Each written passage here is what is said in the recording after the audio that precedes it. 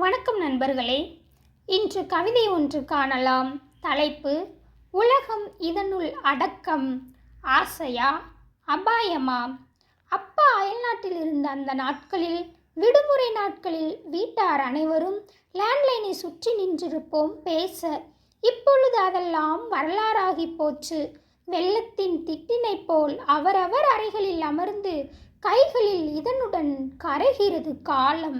மலையில், வயலில், மரத்தின் மேலும், ஓடும் ரயிலிலும், ஒதுங்கும் இடங்களிலும் கூட ஆட்டோ, ஆம்புலன்ஸ், அங்கு இங்கென்று எங்கிருந்த போதும் இதுதான் கைகளில். உலகம் இதனுள் ஒன்றாய் அடக்கமாம்.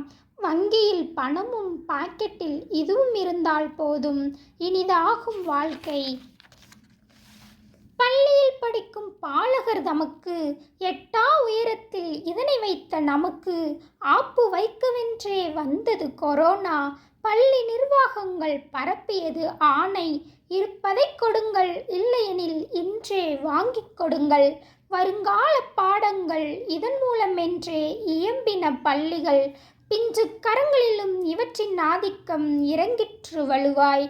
ஒவ்வொருவரும் இதனுடன் ஒன்றாகி விடுவதால் எங்கும் எப்பொழுதும் இயல்பான அமைதி. வியப்பான விஞ்ஞானத்தின் வியத்தகு சாதனம் இது. இதனுள் பணமில்லை, இருந்தாலும் நாள்தோறும் பல கோடி ரூபாய்களை பரிவர்த்தனை செய்கிறதிது.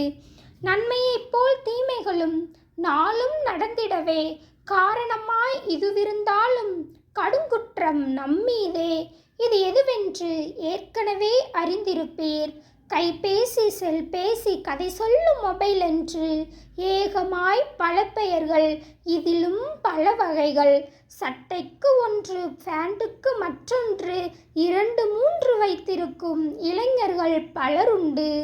ஒன்றிருக்க ஒன்று வந்தால் அமைதி என்றுமில்லை என்ற வரிகள் இவற்றுக்கு பொருந்தாதோ?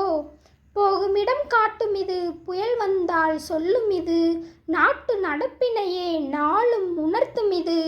ஏட்டுப் படிப்பினையும் இதன் மூலம் கற்றிடலாம். காட்டு வழியினிலும் கனிவான நண்பன் இது. உயர்வான இச்சாதனத்தை நல்லதுக்கு மட்டுமே நாளும் உபயோகிப்பதென்று உளமாற உறுதியேற்று உண்மையாய் செயல்படுவோம். நன்றி.